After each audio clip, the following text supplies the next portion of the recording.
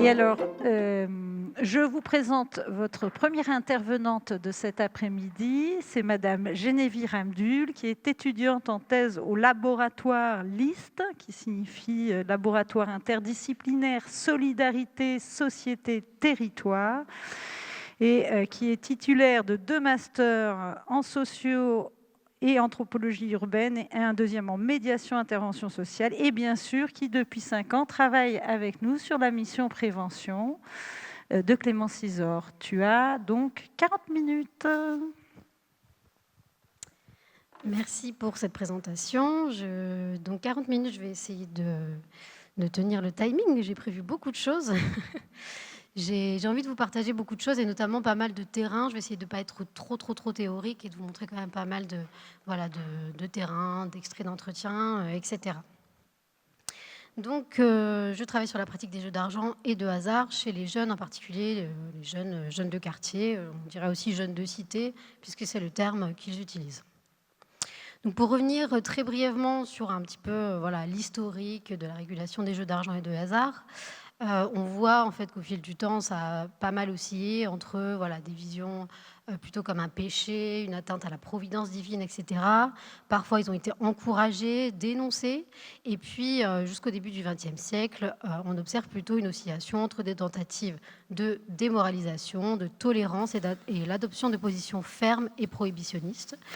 Ce n'est qu'à partir du milieu du XXe siècle que les jeux d'argent et de hasard sont légalisés et encouragés, avec notamment en 2010 l'ouverture à la concurrence des jeux en ligne et le développement d'un véritable marché, avec en parallèle la création aussi de l'autorité nationale des jeux. Très rapidement. Donc pour la classification des jeux d'argent et de hasard, on a une offre multiple avec une offre uniquement en point de vente, en monopole et aussi une offre en ligne avec de multiples opérateurs agréés. Du point de vue de la sociologie des joueurs, on observe une différenciation des pratiques au sein de l'espace social. Donc, si l'ensemble des tranches d'âge est concerné par les jeux de tirage et de grattage, les paris hippiques rassemblent surtout des joueurs un peu plus âgés. Mais les autres types de jeux concernent les plus jeunes, de 18 à 34 ans. Et l'écart d'âge est particulièrement significatif pour les paris sportifs et les jeux de casino. Donc, en très grande majorité, il s'agit de jeux pratiqués par des hommes et des garçons et qui sont de plus en plus numérisés. Donc voilà, comme le disait Elisabeth, le profil type du joueur à risque est plutôt jeune, un homme issu de milieu modeste avec un niveau de qualification et de revenus plus bas que les autres joueurs. Néanmoins, alors il y a une enquête qui a été réalisée par l'Observatoire français des drogues et tendances addictives auprès des jeunes de 17 ans, qui a montré, en fait, donc c'est l'enquête Escapade, que s'il y avait eu une évolution en 2011 de la pratique des jeux d'argent chez les jeunes de 17 ans, finalement, de 2017 à 2022, elle a plutôt eu tendance à diminuer. Donc ce qui montre aussi peut-être l'impact du fait d'avoir parlé des difficultés vécues par les joueurs et de la prévention. Donc on voit que parmi ces pratiques chez les jeunes, on peut montrer une différence entre les types de scolarité. Donc en fonction de si les jeunes sont apprentis, scolarisés ou non, on voit finalement que le statut d'apprenti, donc qui est souvent associé à un premier revenu, et souvent associé aussi au milieu populaire, multiplie par 3 la probabilité de jouer chaque semaine par rapport à un lycéen général. Et on voit aussi que les jeunes ruraux, eux, jouent peut-être un peu plus que les jeunes urbains, mais pour les paris sportifs, là, la tendance est plutôt inversée. Donc, les paris sportifs, c'est plutôt une pratique urbaine. Voilà. Donc finalement, le cumul des facteurs, être un garçon, apprenti, joueur hebdomadaire et le fait simplement de jouer aux paris sportifs constitue un risque accru pour les jeunes hommes des milieux populaires.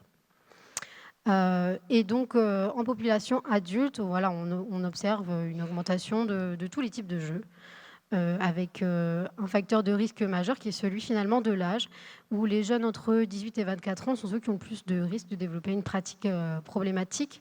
Un risque qui se trouve divisé par 2 à partir de l'âge de 25 ans. Le fait d'être de genre masculin aussi, et le fait de jouer des paris sportifs en ligne ou alors de jouer à plusieurs jeux en même temps constitue aussi un risque. Alors voilà, mais ça c'est pour, les enquêtes en population, générale, mais quelle place occupent ces jeux dans le quotidien des jeunes des quartiers? Est-ce qu'on a des données qui nous permettent d'en savoir un peu plus?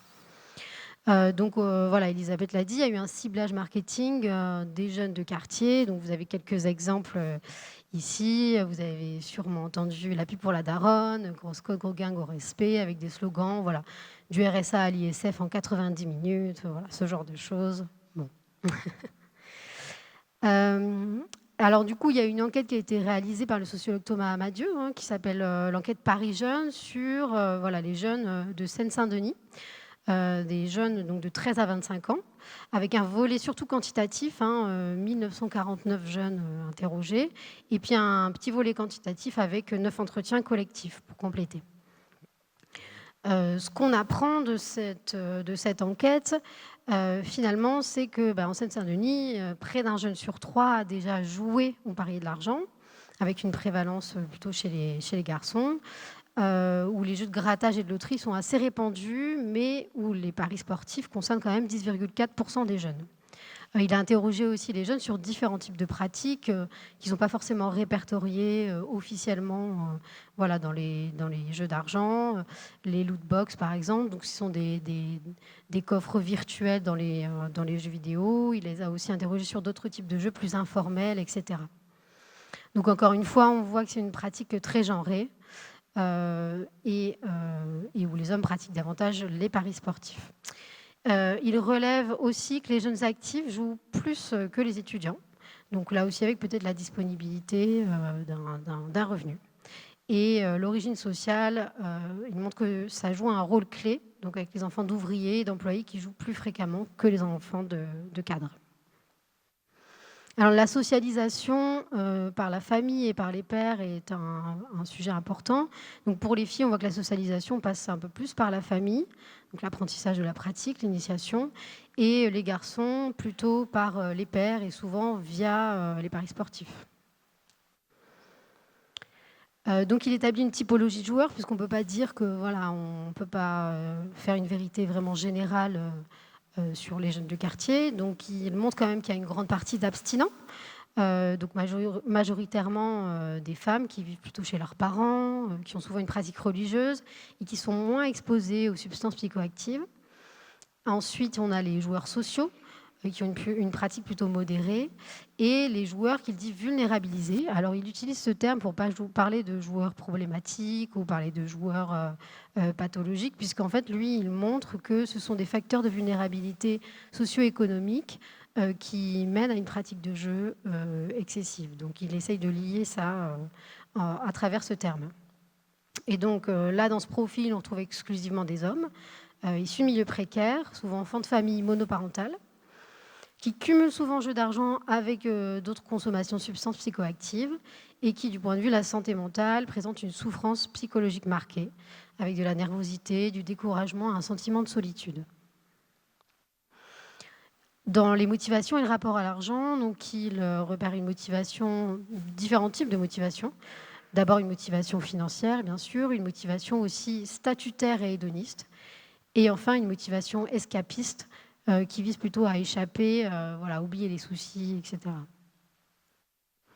Donc voilà pour représenter un petit peu, la part des joueurs dits vulnérabilisés. Ça représente une minorité, mais c'est quand même 2,7 %. Et donc tous ces travaux, hein, un sociologue montre que finalement, la consommation de jeux offre une échappatoire aux frustrations économiques parce qu'elle se présente comme une voie alternative à la fois d'enrichissement, mais aussi de prise de risque, ce qui peut conduire à des pertes de contrôle. Et donc, pour lui, l'addiction au jeu va résulter paradoxalement d'un désir de contrôle sur son destin social de la part du joueur en situation de précarité. Et donc le jeu, pour lui, a d'autant plus de chances de déboucher sur une addiction que le joueur ait investi un espoir important d'amélioration de ses conditions de vie. Alors là, on était sur une enquête plutôt, voilà, sur les enquêtes plutôt quantitatives, pardon.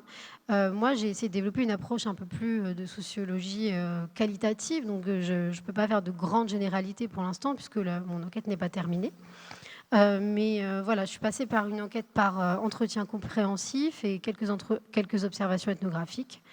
malgré alors il faut quand même le préciser que, voilà, c'est assez difficile d'accéder, aux enquêtés puisque je cherche, en fait, à enquêter auprès justement de cette catégorie qu'on dirait plutôt joueurs, vulnérabilisés. Puisque voilà, il s'agit d'une pratique, masculine, parfois honteuse, parfois aussi, haram dans certaines, religions, liée à la délinquance parfois organisée et cetera. Donc c'est un petit peu difficile d'accéder, au discours de ces jeunes, voilà. Mais petit à petit, ça avance et puis voilà, on sait de manière générale que les enquêtes en sociologie ont un peu plus de mal à atteindre certaines catégories, jeunes garçons d'origine populaire et cetera, qui ont plutôt tendance à se dérober à l'entretien sociologique. Alors pour commencer, ma recherche, je me suis déjà posé la question de la définition de l'objet, de quoi je parle, c'est quoi les jeux d'argent et de hasard? Et finalement, rien que cette question-là, elle est un petit peu complexe, puisqu'en fait, on voit qu'il y a un processus d'hybridation entre les différents types de jeux, entre le gaming aussi et le gambling, les jeux vidéo, les jeux d'argent, un processus de gamblification aussi, donc d'extension des jeux d'argent. On les rencontre là où ils n'étaient pas présents avant. Donc on parlera plutôt d'un écosystème des jeux d'argent et d'un continuum de pratiques qui vont des plus informelles aux plus commerciales et d'une articulation entre les pratiques numériques et physiques. Alors je me suis intéressée à la question des carrières de joueurs. Quand est-ce que les jeunes commencent à jouer voilà, comment ils débutent leur carrière de joueur. C'est une notion qui est empruntée à la sociologie de la déviance de Howard Becker dans Outsider. Et donc souvent, voilà, j'ai remarqué que souvent les jeunes commençaient mineurs, donc au collège ou début lycée, et souvent en lieu physique de jeu, avec tout un tas de stratégies pour accéder au jeu. Donc ça, peut-être que vous en avez peut-être remarqué, mais voilà, l'usage de fausses cartes d'identité, essayer de se faire passer plus vieux, laisser pousser la barbe, demander aux grands, voilà, aussi connaître le buraliste, puisque c'est le buraliste de quartier qu'on connaît depuis longtemps, etc. Donc ça, c'est pour les plus jeunes. Après, moi, c'est pas la classe d'âge sur laquelle j'ai le plus enquêté. Mais voilà, en tout cas, quand j'interroge les joueurs, ils me parlent de leur entrée dans la carrière de cette manière. Alors on voit, bien le caractère ludique de la transgression, hein, pour les jeunes quand ils rentrent dans cette carrière de joueur. Il s'agit bien de transgression. Ils sont bien, au courant que c'est interdit, voilà, mais ça fait partie du jeu. Voilà, alors on savait que c'était interdit, mais on demandait à des gens. On voyait des gens, on disait: «Ouais, s'il te plaît, va faire pour moi, pour parier» et en fait, je crois on a tous eu la même vie, en fait. Mais après, il te laisse le mec du tabac en vrai. Mais non, ça dépend ta tête, ça dépend, etc. Donc ça fait partie du jeu, on débat. Toi, t'es rentré, toi, t'es pas rentré. Moi, j'ai réussi, voilà. Donc il y a aussi tout ce jeu autour de ce qu'on appelle des fois le passing d'âge, essayer de passer pour plus vieux pour pouvoir bénéficier des privilèges, voilà, d'une classe d'âge différente.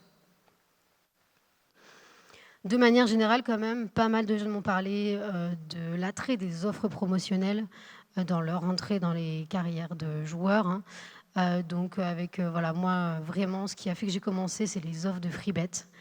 Ouais, clairement, un autre jeune qui me dit: «Vous pariez, on vous donne de l'argent, c'est normal et quand vous pariez, si vous êtes en train de perdre, bah, vous pouvez récupérer votre argent». Donc quoi de plus logique, finalement, que d'aller tenter sa chance? Mais même si certains jeunes peuvent le voir aussi aujourd'hui comme une arnaque, parce qu'il y a quand même plusieurs jeunes qui, voilà, qui ont essayé de profiter de ces free bets et puis qui se sont rendus compte que c'était pas si simple que ça de récupérer l'argent, les cotes sont pas les mêmes, et cetera et donc il y a ce discours aussi maintenant qui se diffuse. Mais voilà, c'est un vrai levier, ensuite sur la question de la publicité, je me suis demandé, voilà, si, les jeunes étaient réellement des récepteurs, passifs, crédules. Est-ce que juste, voilà, ils regardent une publicité et ça y est, ça leur donne envie de jouer, enfin voilà, je pense que les publicités, effectivement, elles se sont bien diffusées, et elles sont ancrées quand même. Il y a beaucoup de jeunes qui ont dit, voilà, on les a tous vus ces pubs ou des plus jeunes à qui j'ai parlé, qui avaient vraiment les slogans en tête et cetera. Certains qui disent voilà, ils parlent de nous, ils parlent comme nous, c'est des choses qu'on pourrait dire nous. Ou voilà, cette pub-là, tout le monde l'a vue. Mais il y a un regard un petit peu critique aussi, qui se développe. Bah, voilà, le seul endroit où on est représenté, c'est dans les pubs pour Uber ou Winamax. Et alors des fois des discours, je dis: «Bah ouais, mais ils sont forts, ils sont très forts, mais c'est fait exprès, ils le font exprès.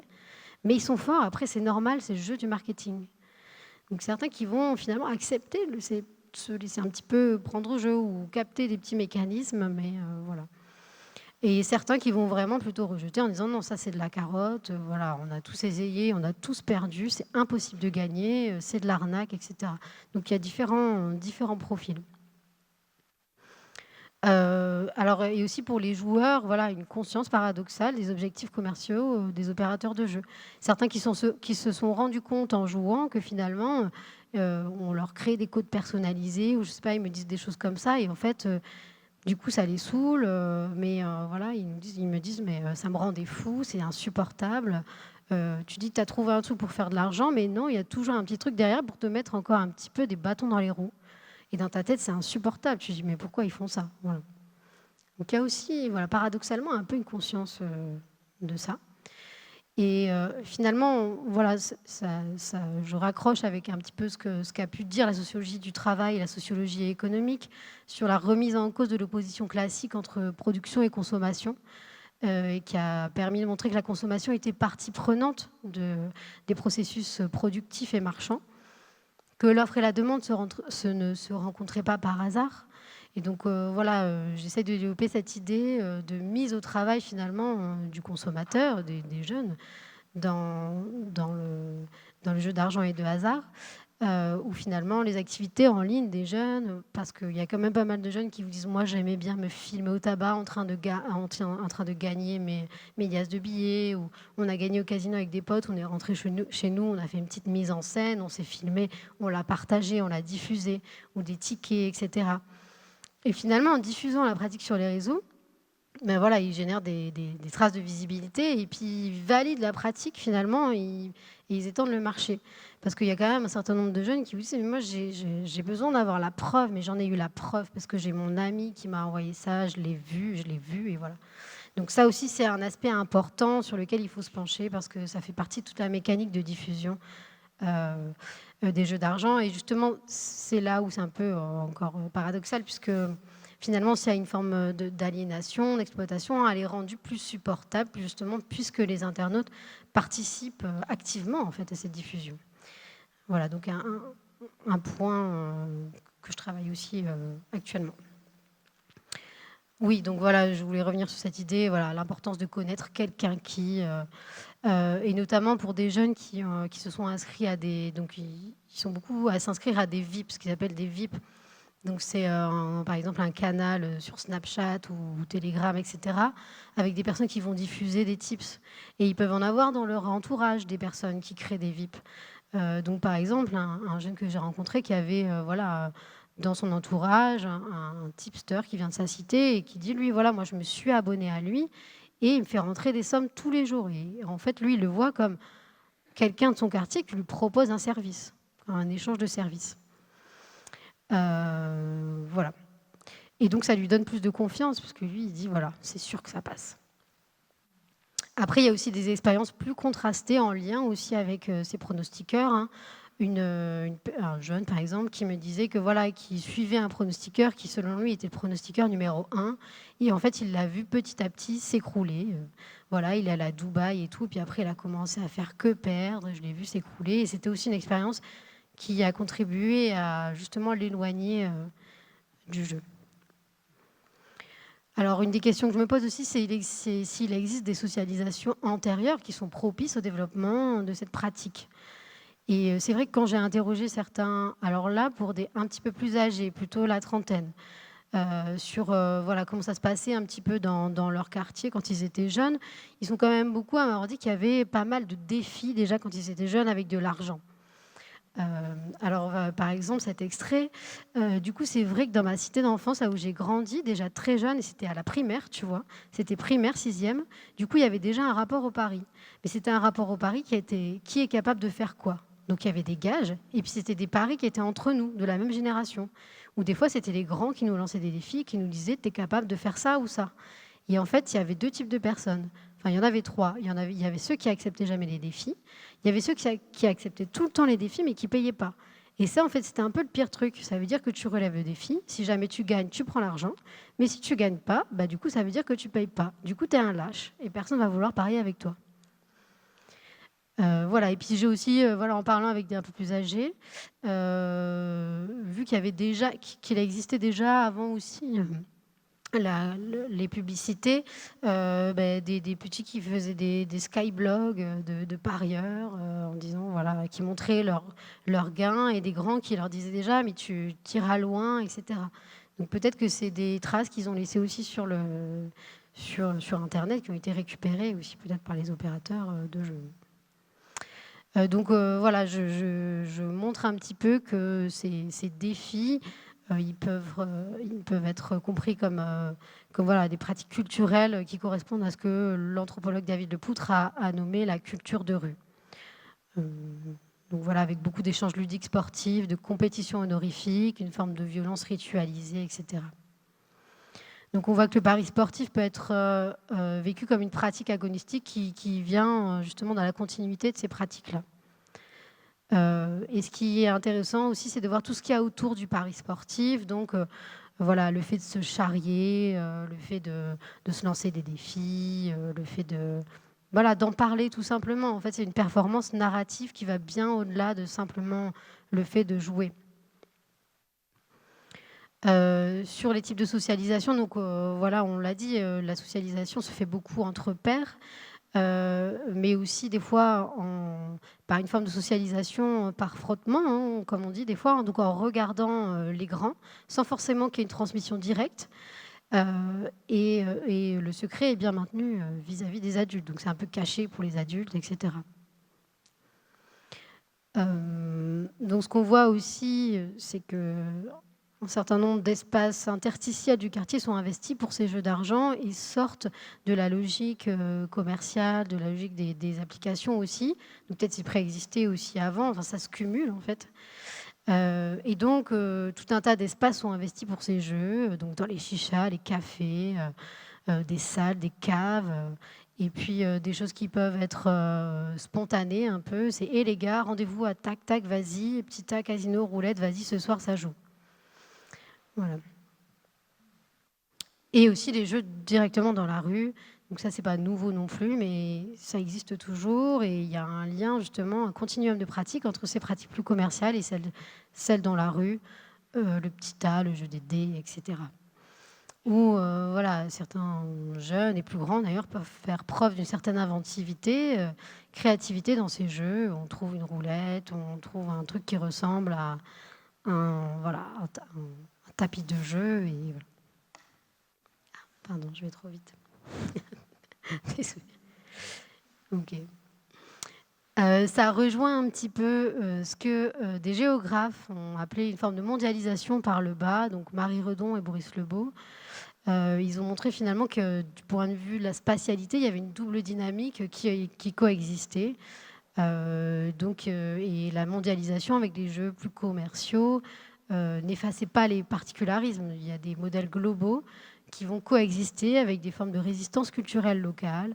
Donc ça, ils le montrent à l'échelle mondiale, hein, avec, en Haïti par exemple, des combats de coqs au Timor et cetera. Donc ces strates vont se superposer sans s'annuler.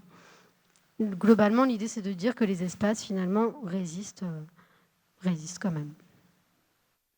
Alors effectivement, les espaces résistent, on le voit bien parce qu'il y a quand même pas mal de jeunes, des quartiers pour qui l'entrée au casino, est vécue comme un rite de passage à l'âge adulte. Donc le fait de jouer, à 18 ans et un jour, par exemple, il y en a beaucoup qui disent même à 17 ans: «Voilà, l'objectif, ça met 18 ans, j'irai jouer au casino». Et avec on voit des conduites que voilà, je parle de binge gambling. On peut faire le parallèle avec des conduites aussi de suralcoolisation en milieu festif, hein. Et donc certains anthropologues, notamment, Moreau, a analysé ces rituels, collectifs comme des rituels de petites morts, qui révèlent finalement les tensions entre l'injonction à l'autonomie, à la construction de soi, alors qu'on ne donne pas aux jeunes les moyens de le faire. Ce qui crée des grandes incertitudes et qui peuvent être à la source de nouveaux rites. Mais finalement, voilà, ce que j'essaye de regarder, c'est si, des pratiques collectives, existent encore et si elles résistent finalement à l'individualisation. Et c'est vrai qu'il y a quand même pas mal de jeunes qui vous décrivent une pratique plutôt collective, en tout cas dans un premier temps. Parce que ce que je vois là avec les entretiens que j'ai fait avec des plus âgés, c'est que ça s'individualise petit à petit. Mais en tout cas, voilà, j'analyse ces rituels collectifs comme des manières finalement de résister à l'individualisation. Voilà, alors des jeunes qui disent: «Moi je pense que c'est plus que sur des délires, on va dire: "Ah il y a un match, venez on va parier" et c'est pas en mode: "Ah faut que je parie, j'ai une addiction, j'aurais pu jouer" et cetera». Mais c'est voilà, on a suivi. Certains assument le côté: «Nous mais nous, voilà, on a essayé, on a perdu, on sait pas jouer, donc nous on est juste des suiveurs». Voilà, nous on le fait pour, le côté collectif et on est des opportunistes et voilà et c'est assumé.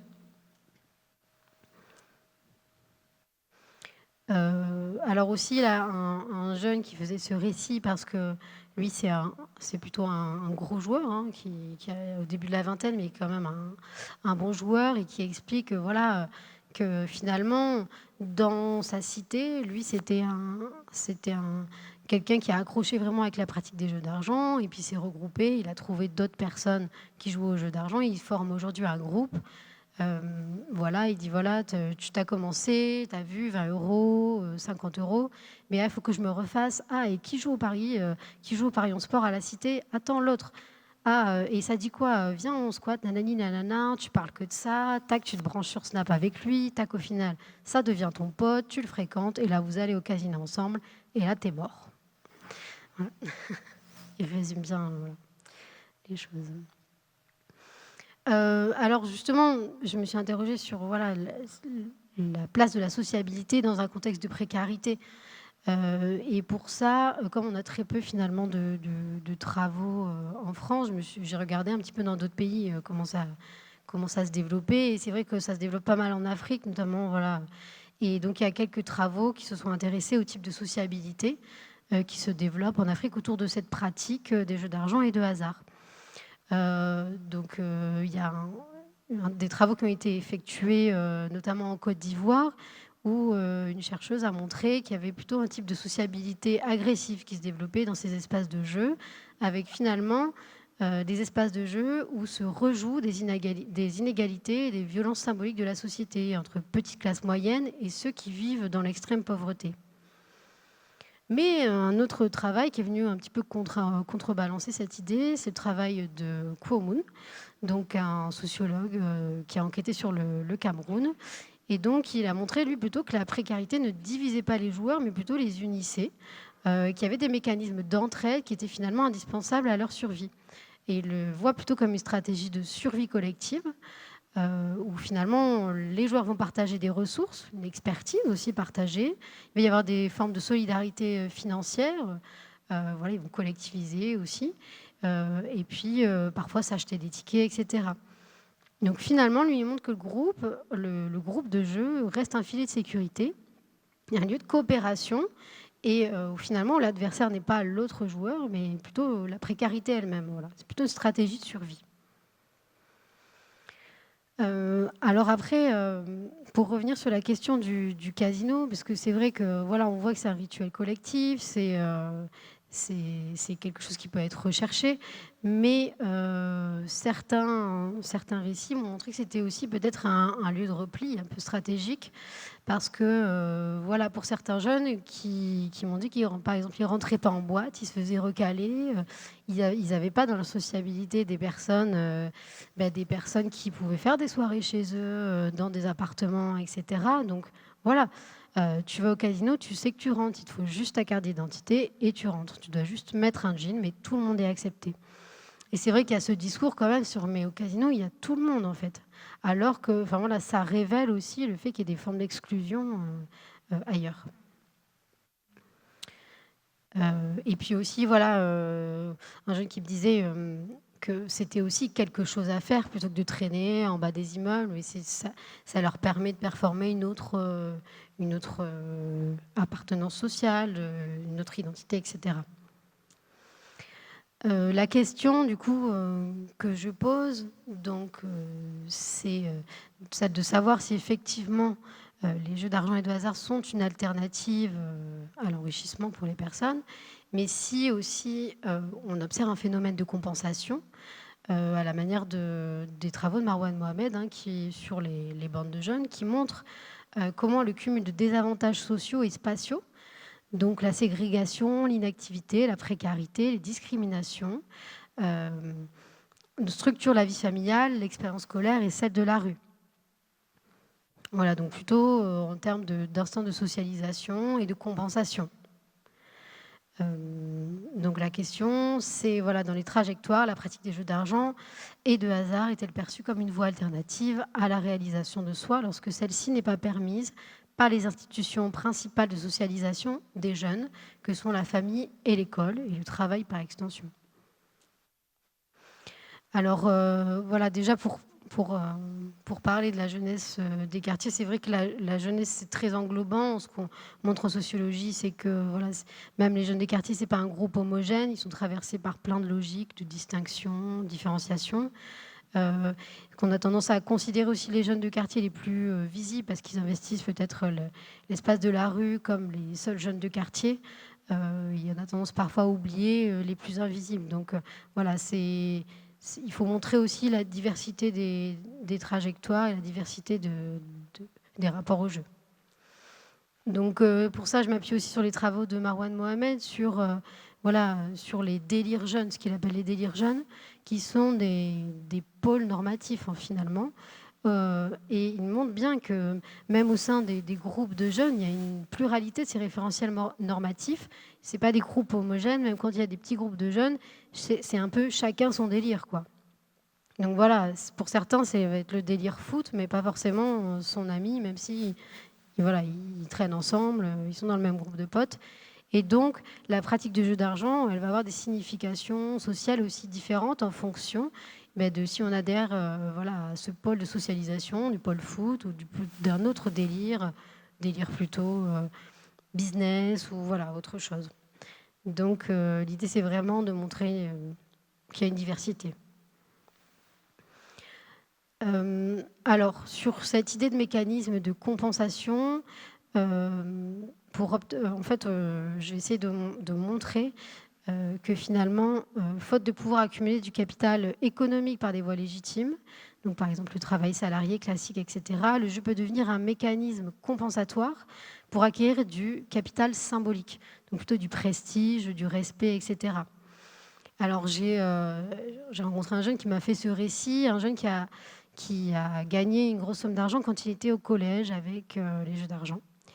Et il me dit, au collège, t'es quelqu'un, t'arrives avec la dernière paire de TN, t'arrives avec le dernier survêt du Real Madrid, t'es là, t'es beau gosse, tu vas chez le coiffeur toutes les 2 semaines. Ah, t'es le mignon. Non, mais il faut dire ce qui est. Et du coup, je lui dis, mais tu le disais, du coup, t'en parlais que t'avais gagné? Non, j'en parlais pas. Mais en fait, j'avais parlé à personne parce que ça regardait que moi déjà, je pense. J'en parlais pas de ça. Mais mon regard, en tout cas, le regard des gens envers moi, je pense qu'il avait changé. Et quand j'étais au collège, tu as vu, ah ouais, titi, tac, ouais, c'est quelqu'un d'autre. Et au fait, tu te dis, ah, mais si les gens, ils sont comme ça avec moi, je vais gagner 10 fois plus. Je vais gagner 10 fois plus. Et le soir même, tu es sur ton téléphone, tes applications, tu as toutes les applications qui existent et tout. Voilà, donc on voit bien comment il en a tiré des bénéfices symboliques directs. Alors c'est vrai que quand on observe la pratique des jeux d'argent et de hasard aussi, on voit bien que c'est un révélateur aussi du rapport au travail. Et là, en l'occurrence, pour un jeune, c'était son travail, les jeux d'argent et de hasard. Donc ça montre bien peut-être qu'il cherchait à compenser finalement un déficit autre part, notamment parce que lui, il n'a pas du tout adhéré avec l'école. Et puis, il avait du mal à trouver sa voie. Il me l'explique beaucoup dans un entretien qu'on a fait. Et il m'explique que son travail, c'était les jeux d'argent et de hasard. Il dit, je joue, je gagne. Et en vérité, ça va être ça, mon travail. À moi, c'était ça, le boulot. Je dis aujourd'hui, au boulot. On faisait des équipes avec des potes à moi. On se retrouve à une certaine heure. Et allez, viens, au travail, vas-y. Donc, sur le rapport à l'argent, on montre bien, je vois bien dans les entretiens aussi que finalement l'argent est perçu par un certain nombre de jeunes comme le seul marqueur de statut. Pour certains, c'est pas forcément la quête du respect, mais vraiment d'un certain statut. Et ils le disent bien d'ailleurs. Donc l'argent leur confère une certaine respectabilité, etc. Et puis surtout, c'est ce qu'ils observent, c'est que finalement, ça leur permet d'avoir une certaine sociabilité aussi.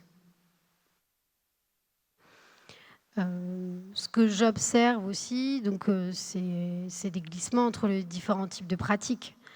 Heu, voilà, un jeune aussi que j'ai rencontré bien dans les jeux l'explique bien. Il dit: «Mais après il y a ça, ça commence par ça et au final, on ne sait pas comment ça se termine», dans le sens où il y en a, ils ont commencé par du foot et au final, ils se sont retrouvés dans le poker. Ou moi, j'allais dans des cercles de jeux à Paris, aux Champs-Élysées. J'avais 18 ans, 19 ans. Je m'habillais avec une chemise, un pantalon à pince et j'allais tout seul. Je me retrouve avec des darons, ils avaient 45 ans, je ne sais pas ce que je faisais là.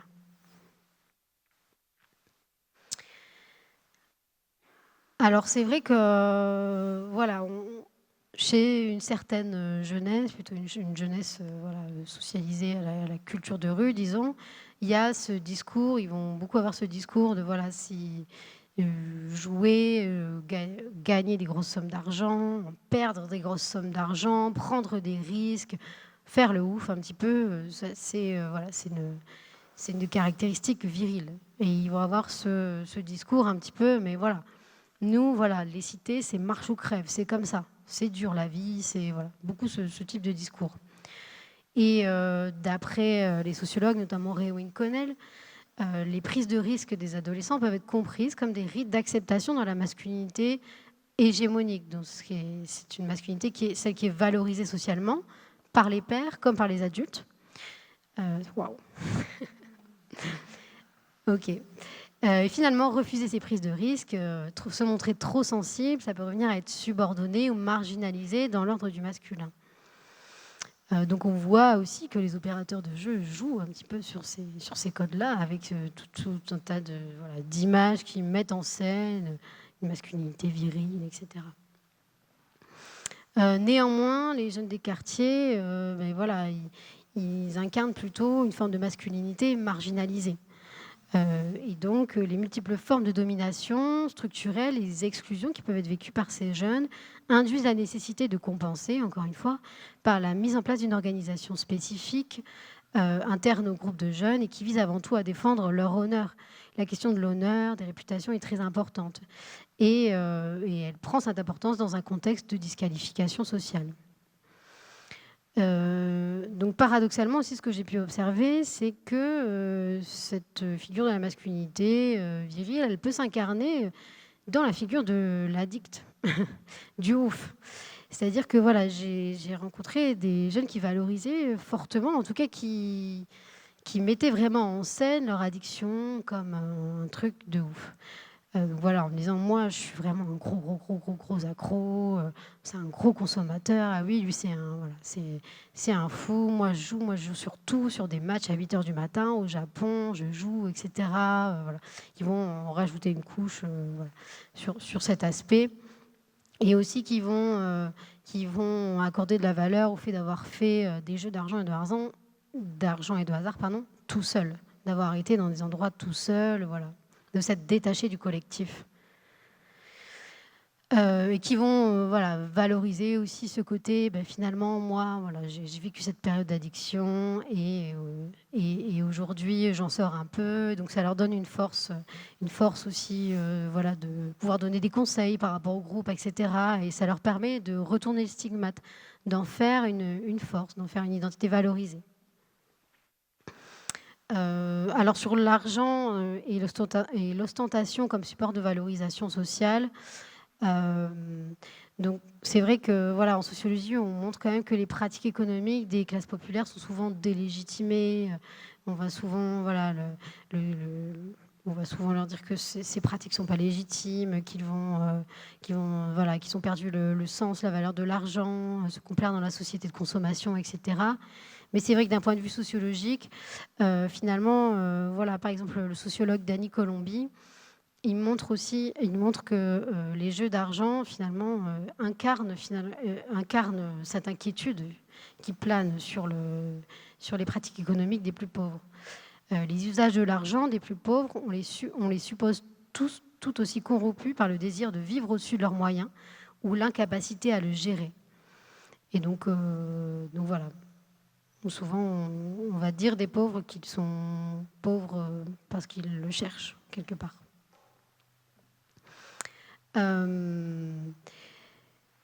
Mais encore une fois, voilà, montrer cette idée que cette consommation ostentatoire est le support de valorisation symbolique.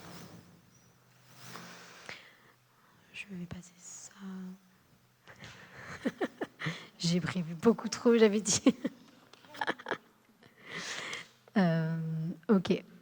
Alors, sur cette question des masculinités populaires, j'aimerais quand même nuancer un petit peu parce que c'est vrai que, voilà, on voit que déjà, c'est pas tous les, ça correspond pas à tous les jeunes du quartier, déjà. Il y a quand même un certain nombre de travaux qui montrent que finalement, l'avancée en âge, c'est aussi pour les jeunes hommes un moment où ils vont plutôt performer une masculinité respectable, ils vont mettre à distance toutes ces valeurs viriles, etc., en tout cas pour une bonne partie. Et donc, c'est pas à généraliser à tout le monde. Et puis aussi, il faut parler de ces coûts sociaux de la masculinité populaire. Alors, voilà, je vais juste citer une phrase donc, de Neveu. S'il apporte à certains des ressources financières, un prestige temporaire, cette virilité, ne connaissant que les rapports de force, son investissement dans des activités illégales se paie aussi très cher. Les coûts se nomment ici prison, conduite à risque, rapport non coopératif de la part des services sociaux, enfermement dans une sociabilité masculine de bande. Ils sont aussi incapacité pratique et psychique à assumer des engagements de couple viables, retrait et perte de confiance corrélative des partenaires féminines, etc. Donc ça aussi a un coût finalement. Et c'est pour ça qu'il explique que c'est une virilité dernière ressource, virilité ultime ressource. Avant finalement d'endosser pleinement cette identité de disqualifié, de pauvre, etc. Voilà. J'ai trop de choses. Non, je vais faire une petite conclusion quand même.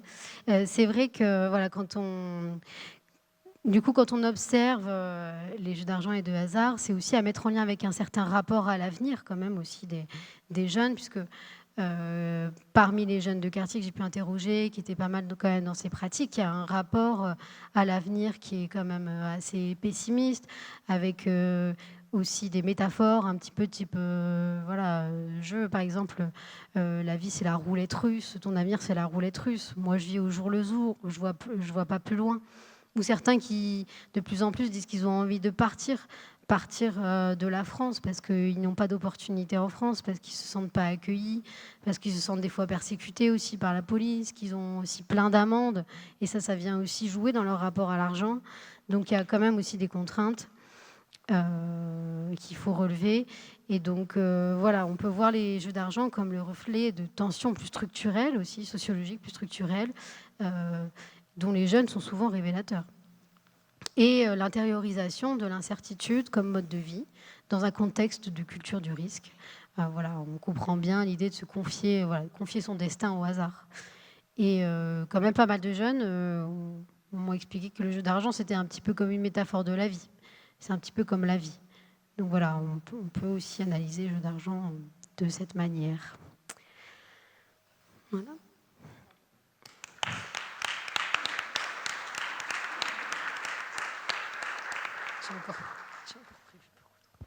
Merci beaucoup, Geneviève. Bien sûr, merci Sabine aussi de me rappeler.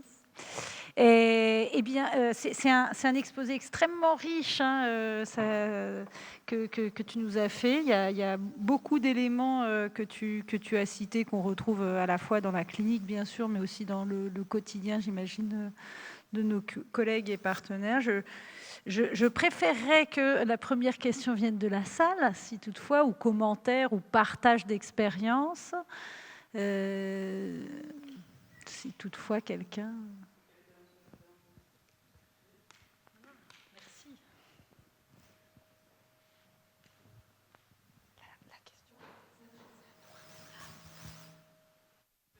Exposé extrêmement intéressant. Moi, j'ai une question. En fait, j'ai l'impression qu'il y a un paradoxe entre le fait que d'un côté, tu disais que dans le recrutement des enquêtés, ça pouvait être difficile d'accéder aux jeunes de quartiers populaires parce que les jeux de hasard et d'argent, c'est une pratique honteuse. Et d'un autre côté, tu as beaucoup insisté sur le fait que c'était un vecteur de sociabilité entre eux et que, quelque part, gagner de l'argent, c'est être un gars sûr, entre guillemets. Et donc, du coup, il y a ce truc où c'est à la fois valorisant et à la fois une pratique stigmatisée. Et du coup, est-ce que tu pourrais expliquer un peu plus en détail comment cette pratique, elle est bien vue ou mal vue selon les espaces et du coup, comment on choisit à qui on en parle et comment ça peut s'articuler, j'imagine, dans des logiques de genre? Oui, alors ce que j'ai remarqué quand même, c'est que ça pouvait être valorisé dans leurs petits entre-soi masculins, mais voilà, pas forcément à l'extérieur. Donc c'est ça qui est compliqué en fait. Parce que déjà quand voilà, moi je suis pas un homme, je suis pas un garçon, donc d'arriver dans ces entre-soi masculins, déjà en soi c'est déjà compliqué. Qu'est-ce que je fais là en fait? Donc voilà, ce que je vois, c'est que c'est valorisé dans un entre-soi, mais pas forcément à l'extérieur. Je ne sais pas si vous voulez peut-être compléter ou peut-être... Oui, bah déjà, voilà, c'est caché à la famille, aux adultes. Euh, donc, euh, donc voilà. D'autres questions, témoignages?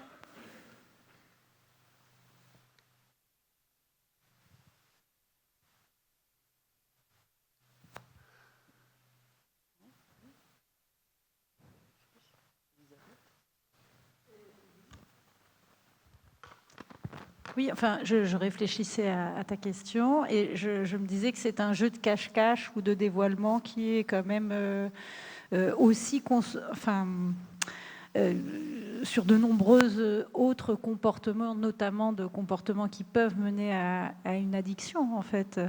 Ce type de sens ou de valorisation que peut avoir un comportement dans certains groupes, alors que par ailleurs, dans d'autres groupes, il ne va pas avoir la même valeur symbolique. Voilà, donc cette question de cette histoire d'entre-soi. Alors moi, j'ai noté plein de choses. Et je vais essayer de raccrocher ça un petit peu par rapport à nos échanges et à cet après-midi. Alors, ce qui m'a plutôt intéressé, c'est ce que tu expliquais là sur le type de sociabilité autour des jeux de hasard et d'argent dans d'autres cultures que la nôtre.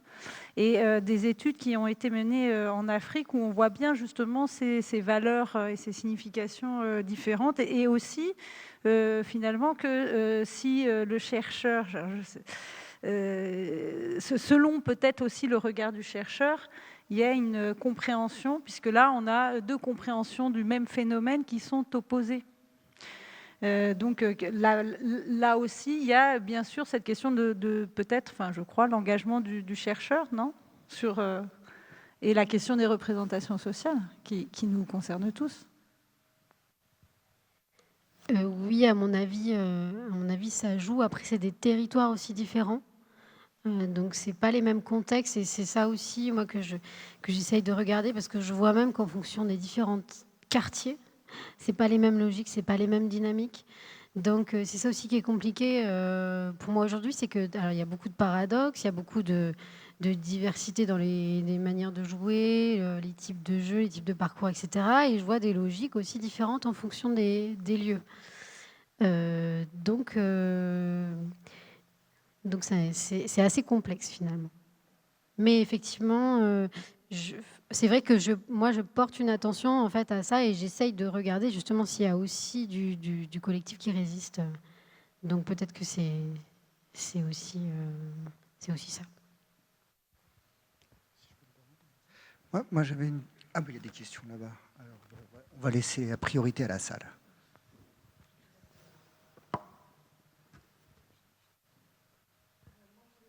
Sur l'entrée, l'âge, le jeune âge de l'entrée au jeu, et toujours mon interrogation sur le fait aussi que les adultes ont aussi un rôle en termes de prévention et l'entrée par la famille Je vois comment mes parents, voilà, sur jeu de grattage, sur j'accompagne mon père, mon grand frère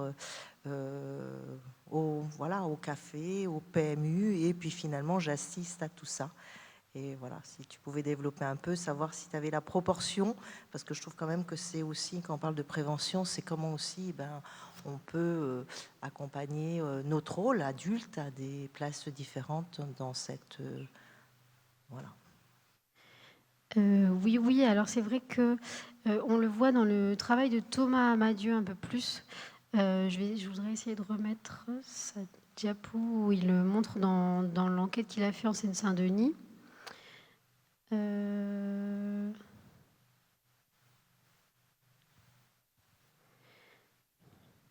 C'était au tout début. J'ai prévu beaucoup de choses.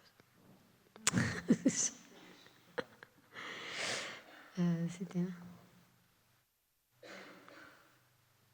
Oui, alors lui, c'est vrai que dans son enquête, il voit qu'il y a une corrélation forte entre la pratique des parents et celle des enfants. Dans son enquête, 83,2% des joueurs qu'il appelle vulnérabilisés ont vu leurs parents jouer contre un tiers des abstinents. Et c'est vrai que moi, justement, pour l'instant, sur mon terrain, c'est moins quelque chose que j'ai pu approcher de manière vraiment très qualitative. Donc peut-être que voilà, c'est un type de joueur encore qui reste à découvrir sur mon terrain, mais qui effectivement qui a l'air très présent aussi. Ça se vérifie dans la clinique. C'est-à-dire qu'il y a souvent une exposition précoce au jeu. Ouais. Ça me permet de passer à cette question-là, c'est-à-dire effectivement, vu ton travail de terrain, quelle représentation, voilà, je vais dire ça comme ça, quelle est la représentation sociale partagée par les acteurs que tu vois de la figure spécifiquement de l'addict, pas du joueur, pas du gros joueur, de celui qui gagne, etc., mais vraiment de la face négative, c'est-à-dire celui qui est enferré dedans, voilà, quelle représentation il y a, comment il est apprécié, est-ce qu'il est exclu, enfin comment, voilà, un peu, comment ils en parlent eux. Et ça me demande aussi à savoir si, justement, par rapport à la question des vulnérabilisés, est-ce que toi, tu as facilement accès à ceux-là, c'est-à-dire ceux qui viennent chez nous très difficilement, hein. Déjà, les classes moyennes et supérieures, c'est dur pour qu'ils viennent. Les classes populaires, c'est, je pense, encore plus dur pour venir aux soins. Oui, alors justement, j'ai pu accéder quand même à une partie de ces jeunes dits vulnérabilisés, voilà, qui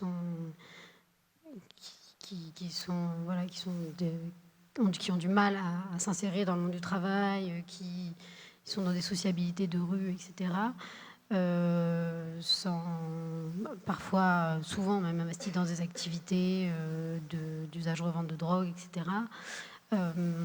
Et donc, c'est vrai qu'il y a ce discours, mais en fait, pour moi, c'est-à-dire qu'il retourne le stigmate, le jeune dont j'ai parlé, mais ça ne veut pas dire qu'il ne vit pas réellement une situation d'addiction. Il essaye d'en faire une force, mais je pense que c'est quand même, finalement, il y a quelque chose de réel derrière, en fait. Et aussi, il y a aussi sinon ce discours de voilà les anciens, les darons qu'on voit au PMU, ceux qui font les chevaux, etc. Voilà, ça intrigue en fait quand même.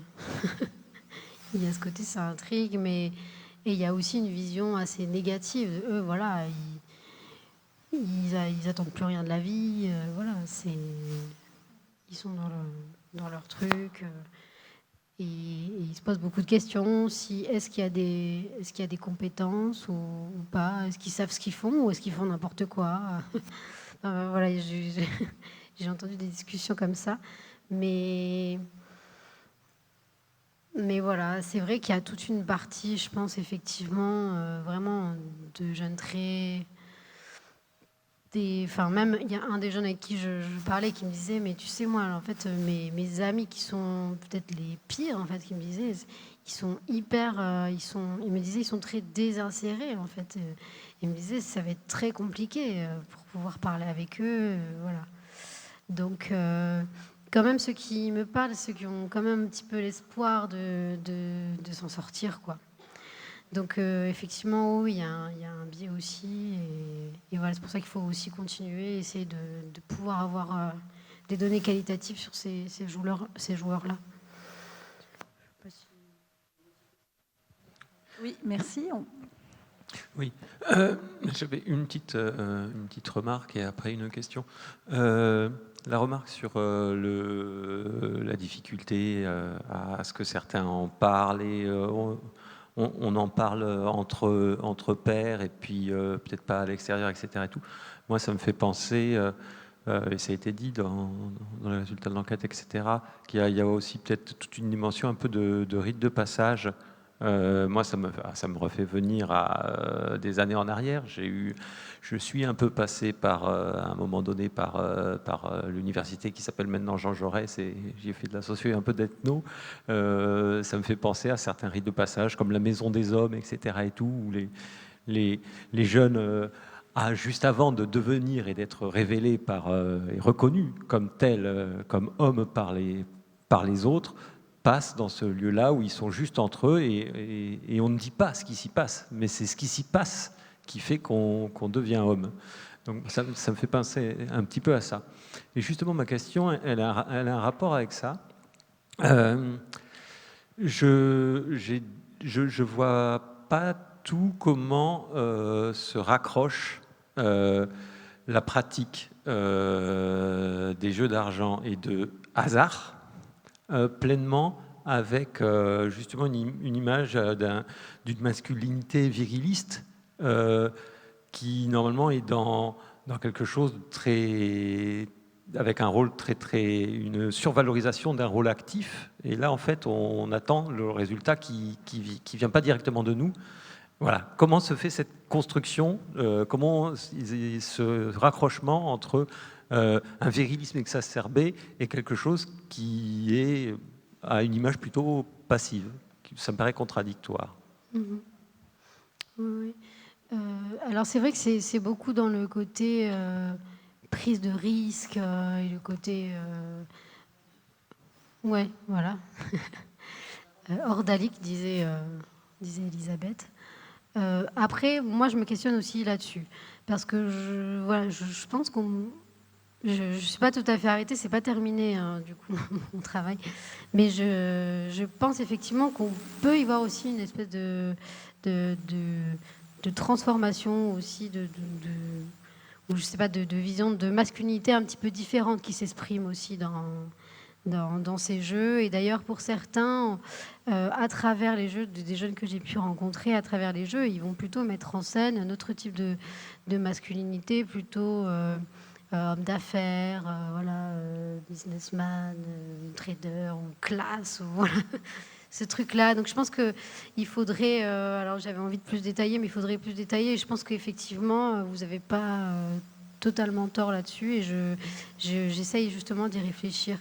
Même si, voilà, pour certains, je pense que c'est dans ce côté, mais vraiment, moi, je suis un ouf, je suis tellement un ouf que je suis détachée de l'argent, j'ai pas peur de me ruiner, j'ai pas peur de jouer les 30 000, j'ai pas peur de... Voilà, et j'y vais, et je fonce, et c'est tout droit, et voilà, et c'est marche ou crève, et c'est... voilà, et puis c'est je te défie aussi, je te défie, moi je vais te... Voilà, je vais te dépouiller, ou je vais faire ce genre de choses. On voit quand même. Voilà, mais je suis assez d'accord. Je trouve qu'il y a un truc aussi à creuser. Ouais. Parce que ils peuvent le dire d'ailleurs de jouer de façon très agressive, c'est-à-dire tant au niveau des mises. Enfin, il y a quand même beaucoup de critères de la masculinité virile au sens du courage ou de l'inconscience, mais de tout miser, de tout mettre sur la table, et dans tous les sens du terme. J'avais une petite question. Est-ce que dans les entretiens que tu as faits, tu vois une espèce de hiérarchie dans la valorisation qui est faite des jeux, et aussi, quelle est la position, les réactions, les verbatim sur légal vs illégal? Est-ce que c'est quelque chose qui se pense ou pas du tout? Oui, alors, je ne sais pas comment sortir de ça, parce que j'avais prévu un truc là-dessus, mais bon. Sur le côté légal-illégal, il y a quand même... c'est peut-être un petit peu contre-intuitif, ou je ne sais pas, parce qu'en fait, dans les études aussi sur la délinquance, des fois, on va montrer que voilà, les jeux d'argent peuvent mener une carrière délinquante. Et c'est vrai que moi, j'ai rencontré quand même pas mal de jeunes qui souhaitaient, au contraire, sortir de leur carrière délinquante. Donc, par exemple, un jeune qui faisait des arnaques, des scams, par exemple, sur Internet, des choses comme ça, et qui, lui, a failli se faire prendre par la police. Et finalement, il m'a dit, mais...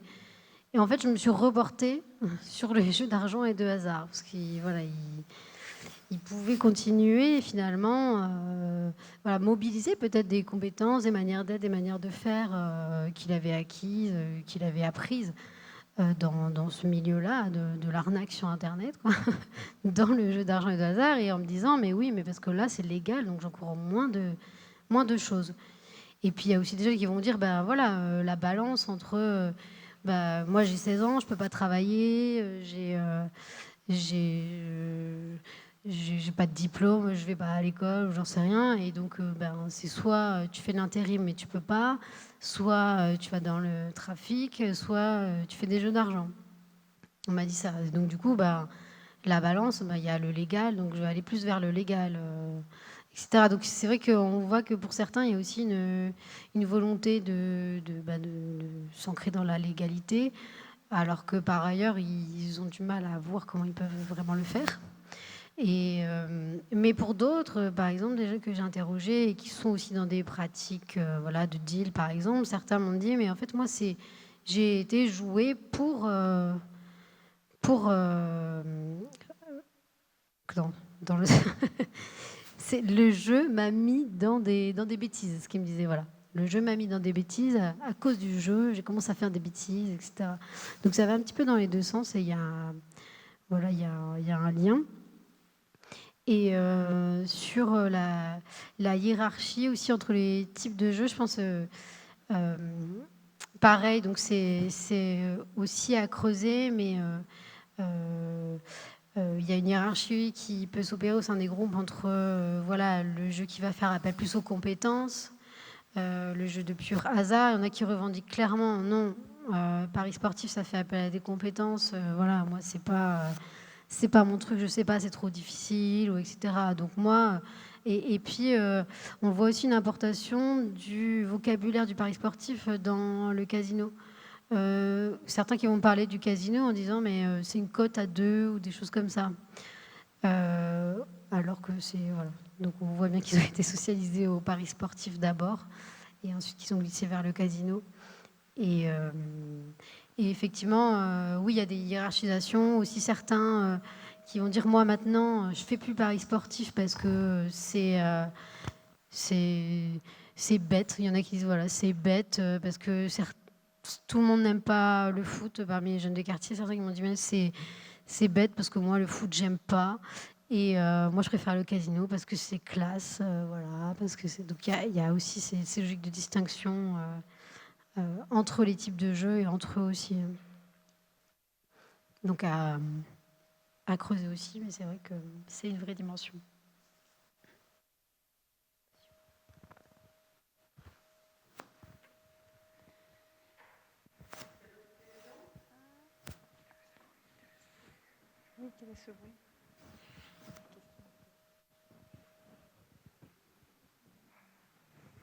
J'avais une autre question, peut-être que tu as répondu un petit peu partiellement pendant l'exposé, mais tu disais qu'en fait souvent la pratique des jeux d'argent c'est quelque chose qui pouvait commencer dans des lieux publics comme des bureaux de tabac, et que tu as insisté aussi un peu sur le fait que les jeunes n'avaient pas forcément d'espace pour rencontrer leurs amis, ils ne pouvaient pas se recevoir les uns les autres, donc il y a une pratique dans des espaces publics, et en même temps il y a aussi... des pratiques de paris sportifs ou de d'autres types de jeux d'argent et de hasard qui peuvent se faire sur Internet, en ligne. Et donc je me demandais comment ça s'articulait en fait. Est-ce que tu as comparé les usages des jeux d'argent et de hasard en ligne et hors ligne? Est-ce que tu as regardé qu'est-ce qui fait que certains consommateurs vont plutôt consommer les jeux d'argent hors ligne et en ligne? Est-ce qu'il y a une articulation entre ces deux types d'espaces ou pas?